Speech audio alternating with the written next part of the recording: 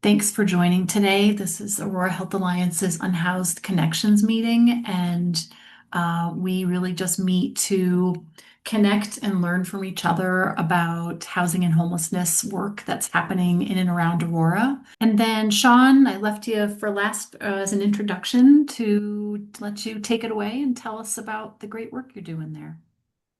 Hi, so I'm Shawn. I work for Stride Community Health. I'm the director of their street medicine and community outreach program.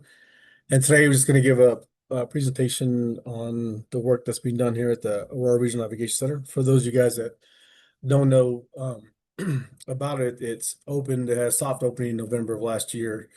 It is the old Crown Plaza Hotel off 40th and Chambers, and they kind of renovated several floors. And the day center now, there is a low barrier overnight shelter, which can shelter up to 300. Then they have a tier system, a tier two and tier three system, and then they have a day center as well. So first off, when we talk about street medicine, for those that don't know, it really is a practice just going to meet people where they're at, whether that's an encampment, could be on an overpass or bridge, in an RV. I mean, shelters, it's anywhere where you're meeting a person where they are at. That's considered their home. So street medicine is just taking the medicine to the patient.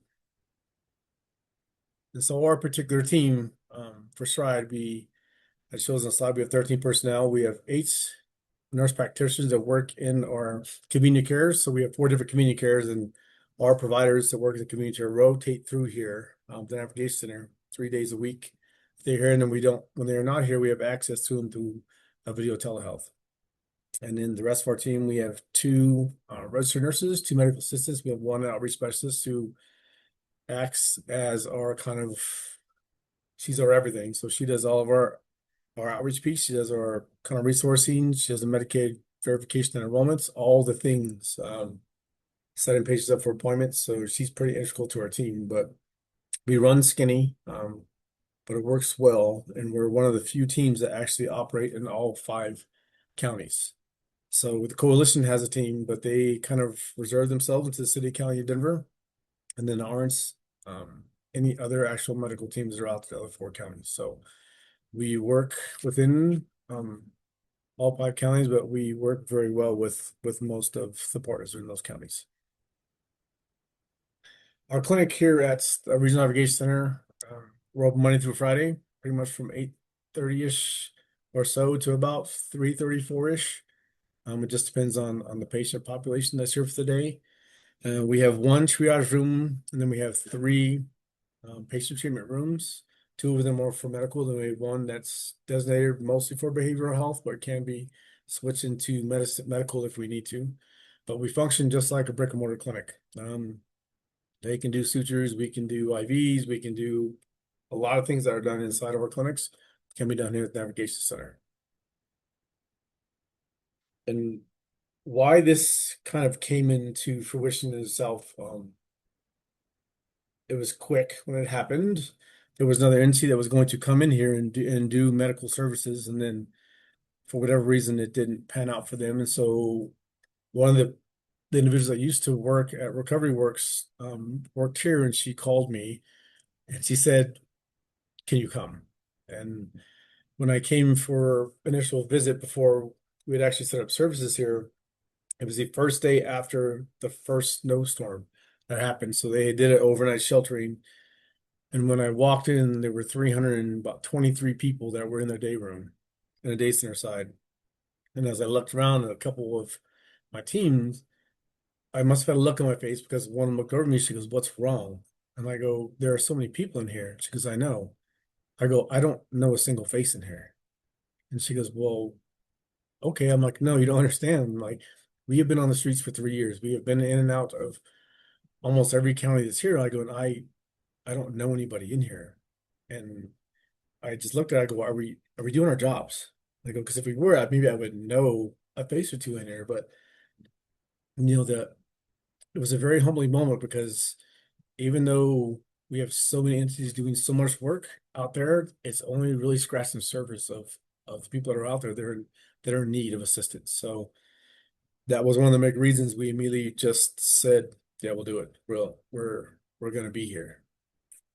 So when you look at this type of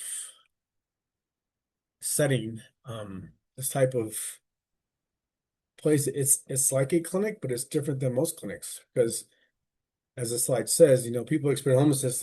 There are so many barriers out there, and until you are out there with the population, you're talking to them, and you're seeing the things they go through, you don't realize what's happening out there. It's truly it's an access problem.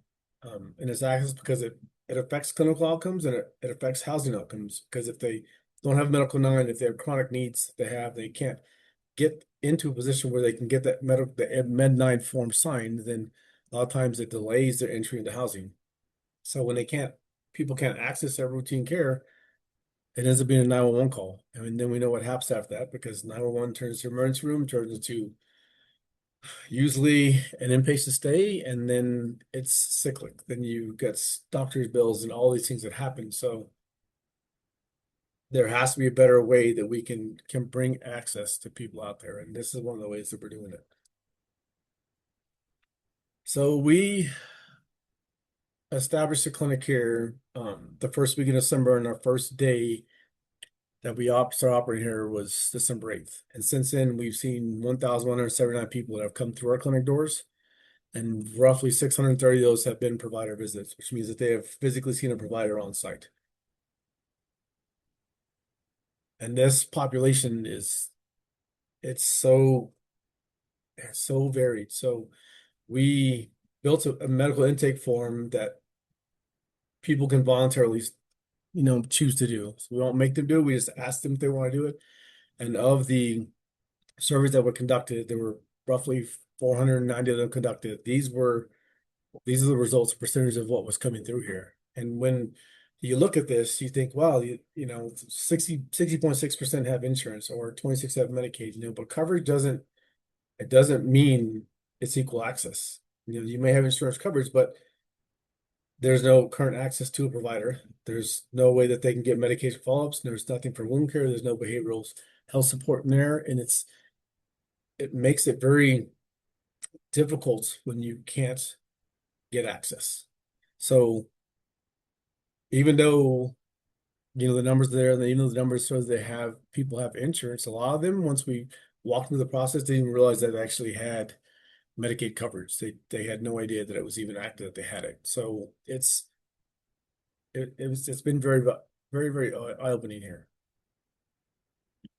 And the data shows us a lot.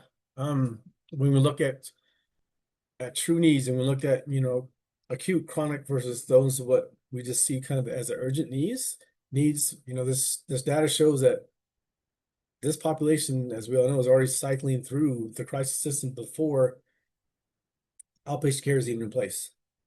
And these some may look like the low acuity needs, but some of them have been chronic so long that they're turning acute again. And so as we walk through the things, when they walk through the doors, we always ask them, the last 30 days, have you been hospitalized? Have you had an emergency room visit? Or have you had a recent overdose in the last 30 days? Because those are kind of immediate high need patients that we want to get in to the clinic first to see if there's something that we need to do, whether it be a follow-up, would be attaching them to our primary care side, or is it something they need urgently, like maybe we need to figure out which medications are or that you're missing that have been stolen or lost, that we can get that taken care of for you so we can put things in place to get you stable as their stay here hopefully doesn't lengthen, but may lengthen.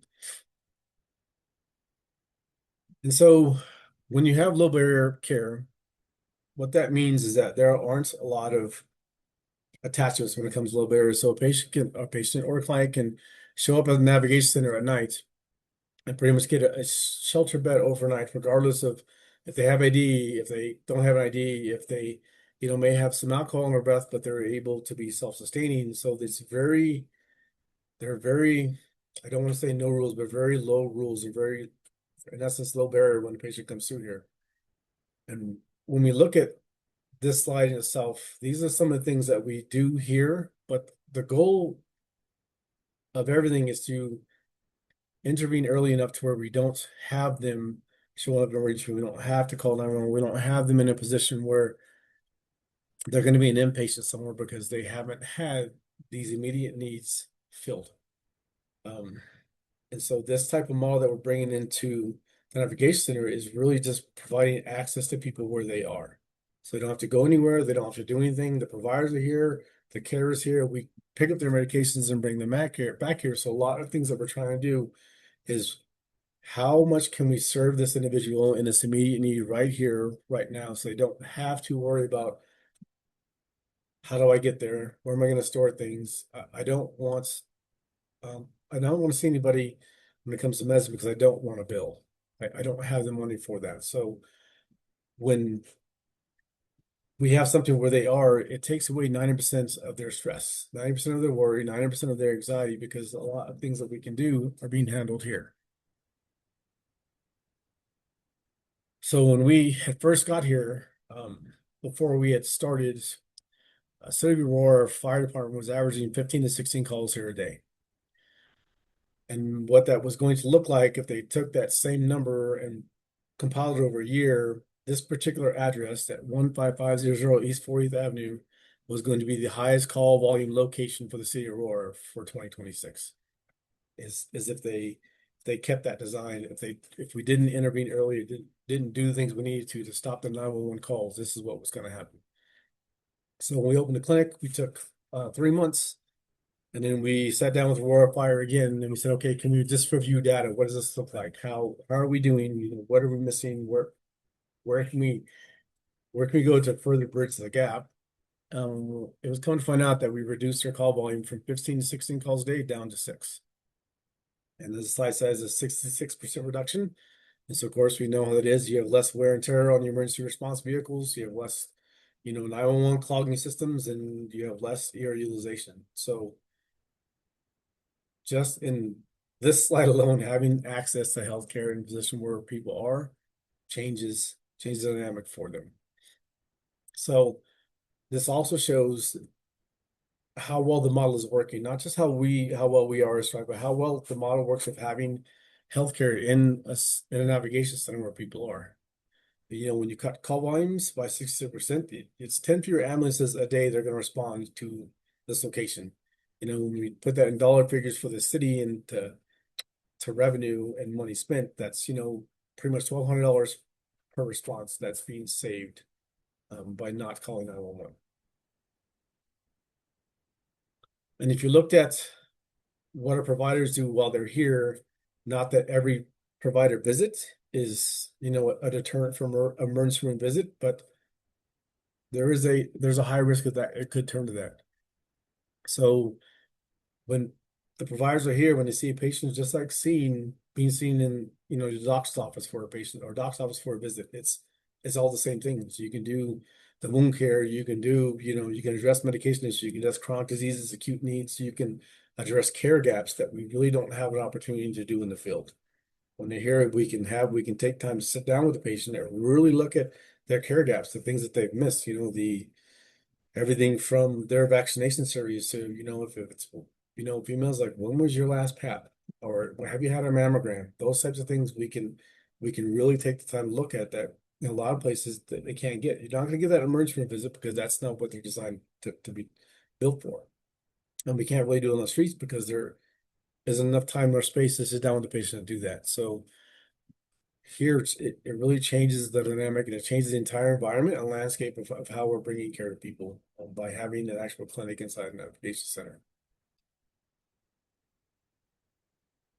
Everybody loves the dollar figures that are attached to things. So hypothetically speaking, if every call or every patient visit here was an ER diversion, which means we saw the patient here instead of going to the emergency room, and we tally that over the course of a year, this would be the estimated cost savings to the city. Excuse me. So it's a conservative estimate, the estimation of the Denver metro in and of itself. But as the last bullet says, the point is that this low barrier access creates real value by how we do things. And we don't attach money to what we do, right? But when you look at things about how cities and how municipalities and how counties and states look at things, this is an estimated cost savings of what could be saved for the city. And why it matters. This works on so many levels.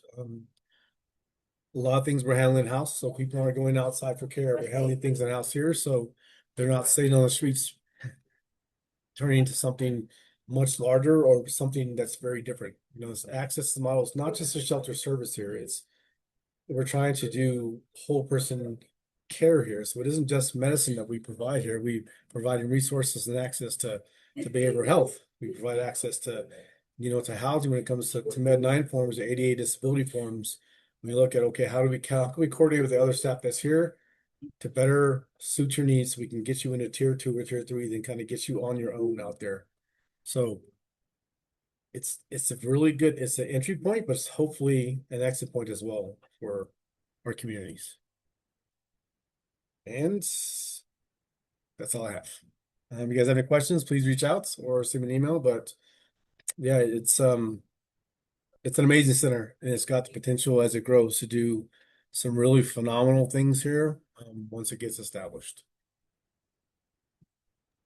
Wow, that's just an amazing presentation. What really strikes me is the community benefit that Stride is providing, which benefits real people.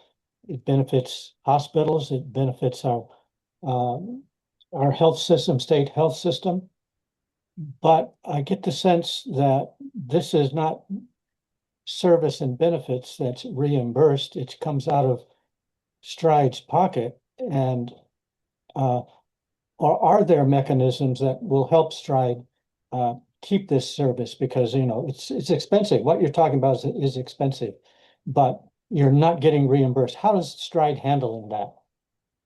So initially, about 3.5 years ago, when we first started this program, our recovery rate, so the ability of us to recover costs incurred when we have a patient interaction, was 10%. And we roughly ran about 10 to 15% amongst the population while we were on the streets. But in the first 6 months that have been here, our recovery rate for Medicaid and Medicare has been about 55%. So the return on investment on that piece is there. Our grant funding for our program ends in, when is it, Polly? I can't remember exactly. Soon. But from our C-suite, I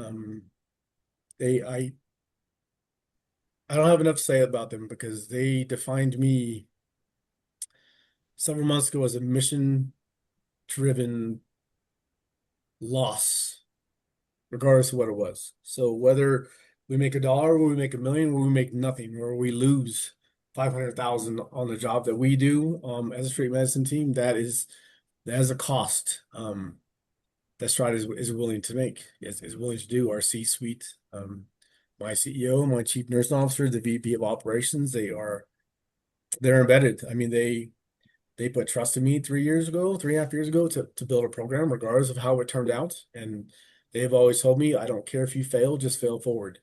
And so, doing the work we've done, being able to come in here and, really do the work is all that's really been asked, and yes, somewhere down the line, there was always asked about how, okay, how do you make yourself sustainable?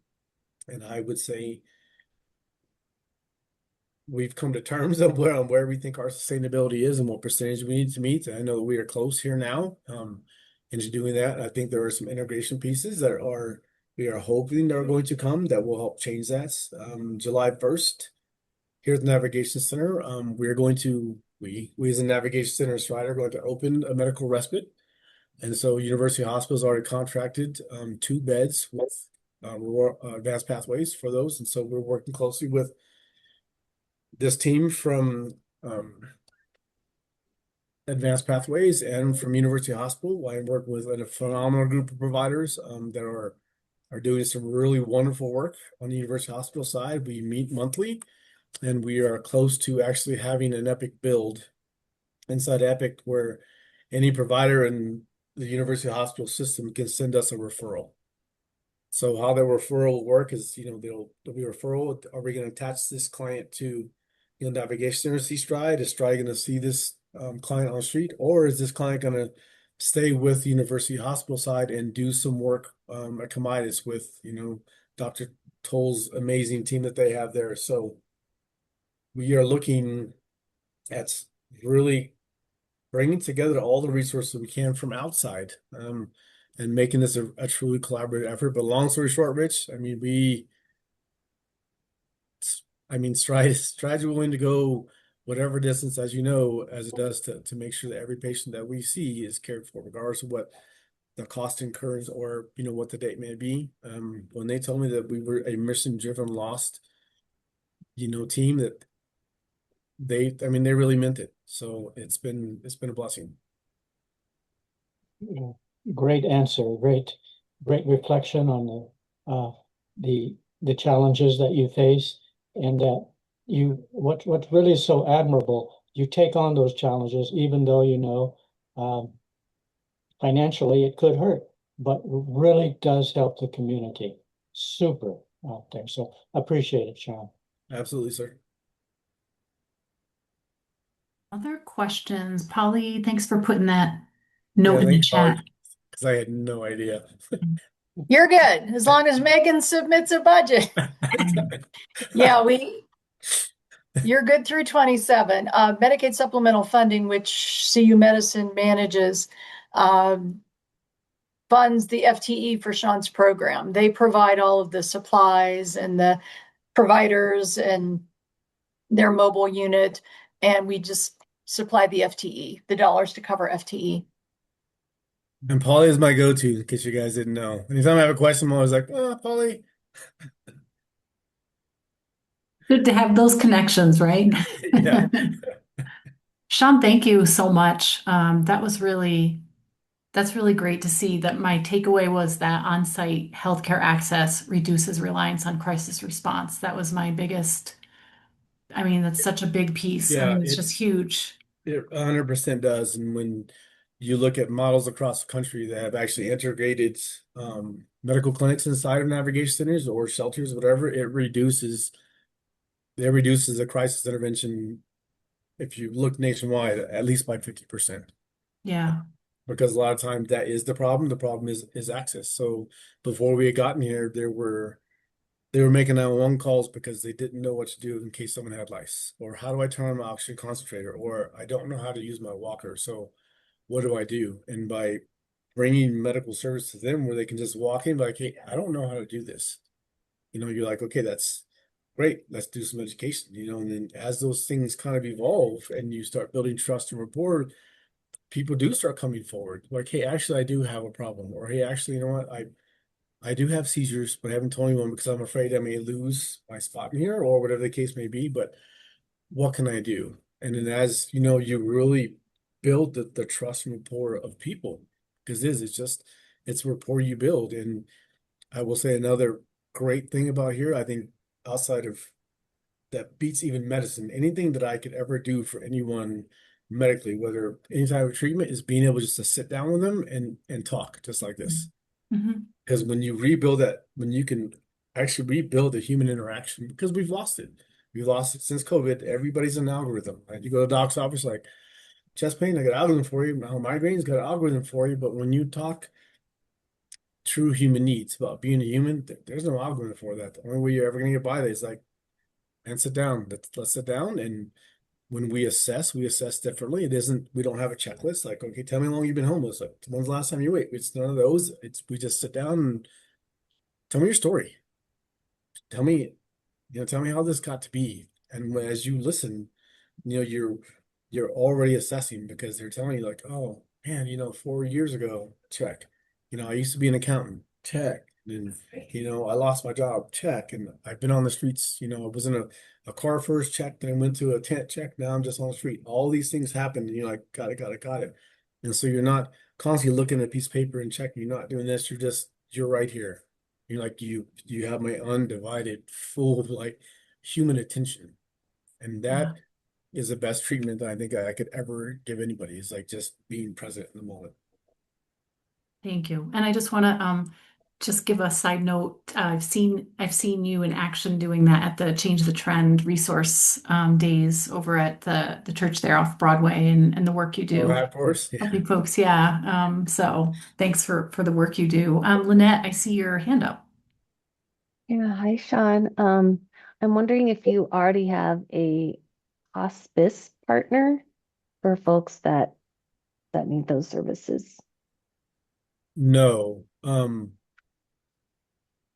But we've needed one for some we've needed one for some time. There are clients that we work closely with another medical respite on the west side, and they have um, they have clients there that just they don't do well in a respite that need even more advanced care than they get at the respite. And it's, as you know, it's difficult to navigate that system to get them into somewhere because the barriers are much different than your regular hospice. But if you have one, I would surely take it Okay, if you have someone to point I to. will put one in the chat, one Awesome. that I learned about a year ago. Awesome. Thanks. Thank you so Thank you for the much. work that you do. My pleasure. Yay, connections. Yeah, Shawn, more kudos to you and your team for the work you do. So thank you, thank you, thank you. Um, Other thoughts? Mandy, you're off mute. I am off mute. I always have a million questions. Shawn, thanks for all the work that you do. And we need to let all local media know how awesome the things that you're doing I'd are rather because, not. well, I know, but I'm just Yeah. saying in general, when you see like a news headline, the news is rarely positive anyway, but like amazing. I was curious if you're linking up with any organizations for like behavioral health for folks coming in, and then medical home. I assume you would link them up with Stride if possible, but just Yeah. And so it's been it's been an eye opener here because people are just coming from everywhere. There are a lot of people that are linked to Stout Street Clinic, who makes it difficult because they have the Denver Health medical record system, so it's different, and we're trying to do some more work with Stout Street with the coalition. It's just difficult. It's just um, difficult, but we work with Charlie Health. We work with All Health Network, and they recently hired here a phenomenal gentleman by the name of Marlon who does a lot of behavioral health and social work, and he's going to be implementing some things that'll help. But long story short, yes, Charlie Health has been in here in our clinic. They come about every other month or so, and they'll spend a day or two in the clinic. But we do have behavioral health through Stride, but it's kind of like that bridge. So they'll do 3 or 4 visits before we try to find them someone that's going to be more kind of capable of their care, because the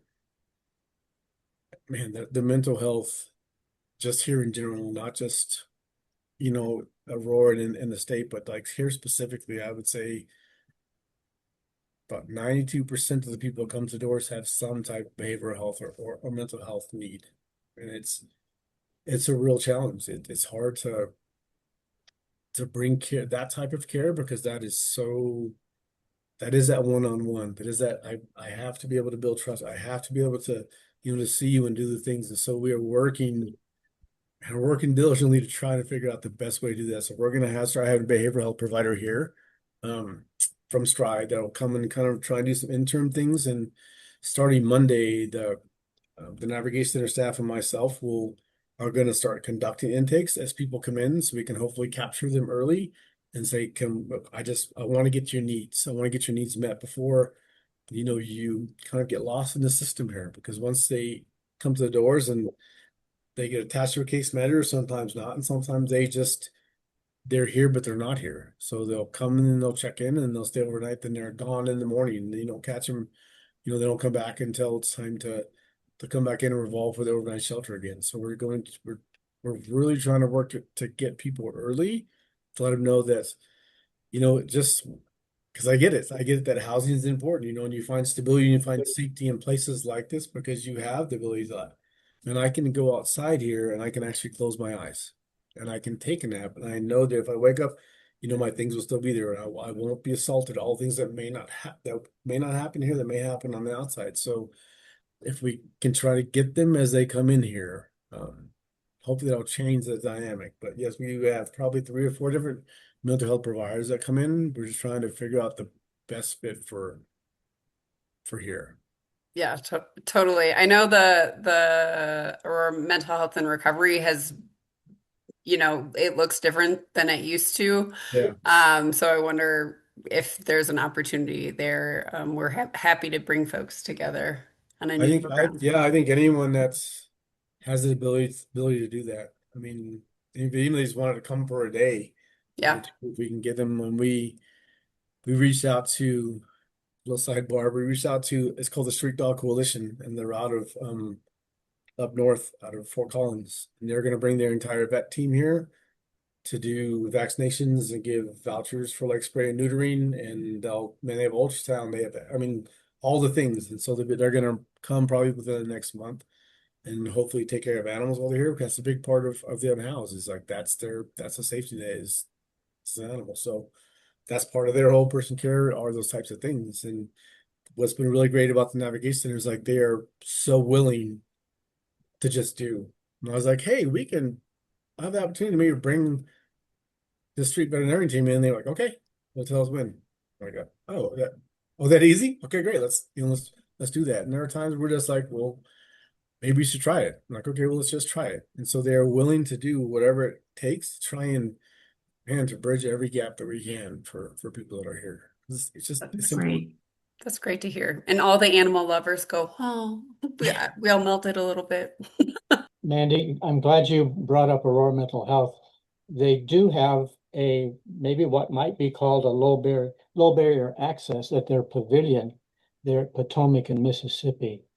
But, people come in and urgent, awful mental health crises there, 24 hours they can. I don't know if people are taking advantage of it, but at least it's available. And that's what it was planned for in January. I know Aurora Mental Health is, like everybody, is taking all sorts of budget cuts, but I think their mission is still is the same. But I don't know that they have relationships with organizations like Stride for all the physical ailments that people face. So I'm hopefully maybe we can through the Aurora Health Alliance um, get with Debbie Stafford or others and Shawn and leaders at Stride and see if we can pull together those teams to collaborate because there's such a need for collaboration. Stride does have mental health, but it's got to be way over so much demand out there. There's so much need for collaboration. So it's something that we can all work with Shawn and leaders at Stride on, I think.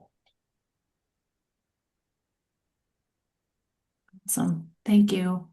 Shawn, thank you again so much for presenting today, presenting the great info. I know we've had a lot of folks reaching out asking if we could get updates on how it's going there at the Navigation Center. So it's exciting to see how it's evolving and adding more services and just helping folks. And maybe we can have another update in this time in another 6 months or a year or something or whenever, or if Yeah, there's ever something you want us to know or new things happening. We'd love to spread the word. absolutely. I have a last question. Is there you heard who's here? Is there anything that you could like utilize the remaining part of our time to ask any of us any questions, or if there's any ways that we can support you all? You can also tell me later and we can send it to people via email or whatever. No, I just think, I think like above all, Rich said that there are plenty of organizations out there. And I think if there's one thing that I've realized, and I mean, I talk to Paulie about this like every time we talk, it's like my soapbox, but it's just the silos within all of our communities, not just Aurora, but I mean, in every municipality and every county, there are all these silos. If you look around Denver Metro, you have almost 200 nonprofits, and they're all doing something, but they're all doing nothing, right? Because they're siloed. Like I don't, if I tell you, you may take from me whatever the case may be. And I think if we're truly going to make a lasting thing happen, then there needs to be collaboration. I mean, Jessica's great when you go down south and we have to change the trend, and you have 67 people on the call, Jessica, and they're all from the community. Like that's the type of thing that we need up here. Is like you bring in everyone from the community, okay, and then it's like, what is your piece of the pie? What is your piece of pie? What is your piece of the pie? Because unless we have all the ingredients, that pie's not going to bake, right? But if we know what everyone not necessarily is doing, but if I know that somebody's out there, and we have a collaboration walk that we do every Wednesday in downtown Denver, and we walk about 10 city blocks, but it's us, it's the downtown Denver partnership is an organization called Refining for Change, and the RTD Outreach, and Jeffco County Mental Health comes out, but we all walk together. And one of our most common sayings out there when we're out there, someone will need something. I'm like, well, I don't know about that. I don't have that. I'm like, but I know somebody, and then they're right there, right? So I don't have medical needs, but I have a substance abuse and detox. Well, I know someone right here that can help you. I really with my mental health. What? I know somebody right here that can help you, right? So when you have people there, they're in the moment, it changes everything. I'm like, oh well, if you can't help me with that, you can help me with this. Well, for lack of better terms, like, well, what good are you? Right. So you immediately lose that contact with that person because you're like, well, I thought you were here to help me. And I know it's a give and take, but when you provide services and when you were actually able to help them in the moment, man, it changes everything. The fastest we've gotten someone off the streets in that collaboration was 9 minutes. We were helping someone doing some medical, and another person came up and he was like, what are you guys doing? I'm like, we're doing some medicine. He's like, man, I really want to detox. Can you help me? I'm like, no, but I know a guy. And 9 minutes later, he was in an Uber and headed to detox. But Wow. it's those types of things, right? When you really when you put yourself in the moment, that's what changes it. It changes everything about that because you're like, I'm here, I'm with you. I can make this walk, this journey with you. We can do these things and we have to learn to collaborate. Like that's the thing I still struggle with. 4 years in now is like, man, it's just collaborating. And I tell other entities all the time, like, look, I'm not trying to steal your patients. I'm, I'm not. We're just here to do the work. If you want the kudos, great, take them. Just let us do the work. We'll be the quiet professionals and just sit in the background and do the work. Let's just do the work. And I met with the social work team from the U not long ago, and I was like, give us cross streets. If you're like it, Colfax and Atlanta, great. That's where they're at, great. Give us cross streets. I don't need no exact locations for people.